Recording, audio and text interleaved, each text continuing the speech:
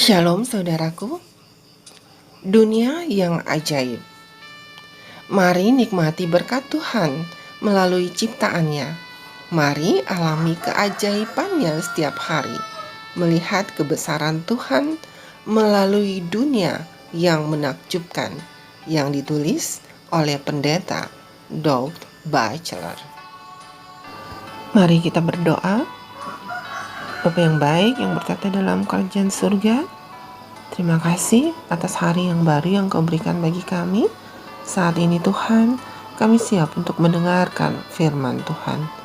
Tolong kami, apa yang kami dengar nanti membawa hidup kami dalam perubahan hidup lebih dekat denganmu.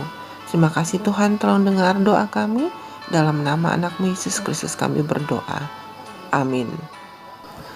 Bumi, cuaca, dan tumbuhan. Judul renungan hari ini tanggal 17 Maret, Santo Patrick yang sebenarnya. Ayat inti terdapat dalam Kisah 18 ayat 13. Demikian firman Tuhan. Ia ini berusaha meyakinkan orang untuk beribadah kepada Allah dengan jalan yang bertentangan dengan hukum Taurat. Mari kita dengarkan uraiannya. Biasanya pada tanggal 17 Maret, orang-orang di seluruh dunia bergabung dengan Irlandia merayakan hari Santo Patrick.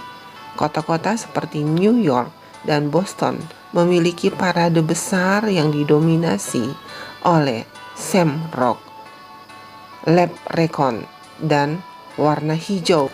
Chicago bahkan akan mewarnai sungainya menjadi hijau.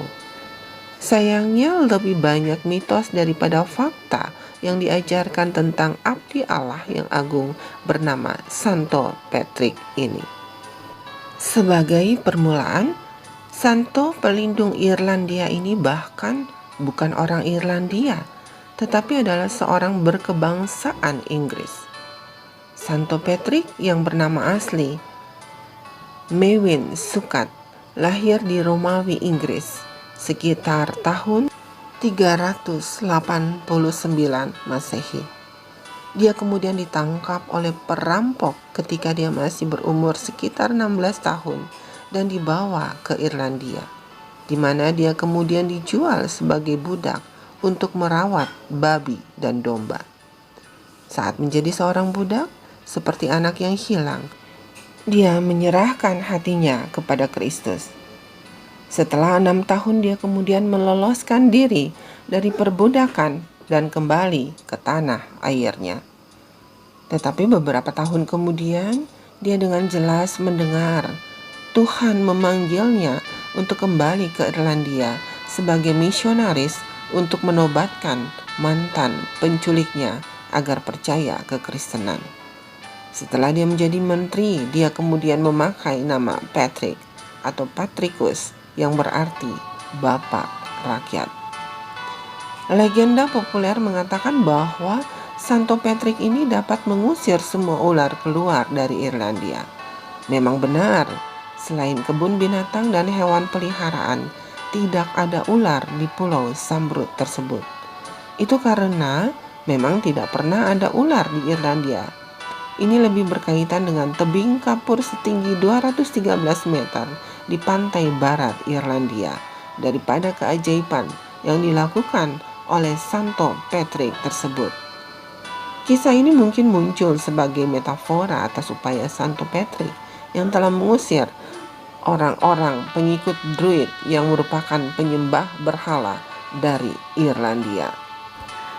Saint Patrick secara teknis bukanlah orang suci karena gereja Katolik tidak pernah mengkanonisasi dia menjadi orang suci.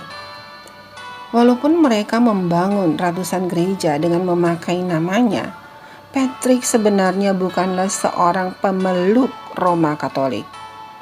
Dia bekerja sebagai misionaris independen Kristen yang mandiri. Tanggal 17 Maret bahkan bukanlah merupakan hari ulang tahun Santo Patrick ini, melainkan hari di mana misionaris tua itu meninggal di Irlandia yang dia kasihi. Dia telah membebaskan tanah yang pernah memperbudaknya. Sungguh menakjubkan berapa banyak dongeng yang terhubung dengan karya misionaris besar ini. Tapi ini bukan pertama kalinya hal ini terjadi. Rasul Paulus berulang kali dituduh melakukan hal-hal yang menyimpang dari pekerjaan yang sebenarnya. Saat berada di Korintus, Lukas menulis, "Akan tetapi setelah Galio menjadi gubernur di Akhaya, bangkitlah orang-orang Yahudi bersama-sama melawan Paulus, lalu membawa dia ke depan pengadilan. Kata mereka, ia ini berusaha meyakinkan orang untuk beribadah kepada Allah dengan jalan yang bertentangan dengan hukum Taurat." Dalam Kisah 18 ayat 12 dan 13.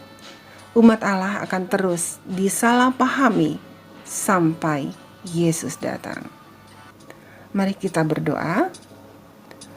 Bapa yang baik yang bertata dalam kerajaan surga, kami baru saja mendengarkan renungan harian. Kiranya Tuhan, apa yang kami dengar barusan membuka wawasan kami lebih jauh. Kiranya kami hidup hanya untuk beribadah kepada Allah, tidak bertentangan dengan hukum Tuhan.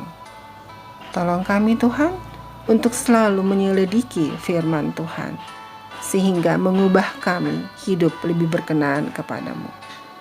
Kami berdoa hanya dalam nama anak-Mu Yesus Kristus yang menjadi juru selamat dan penebus dosa kami.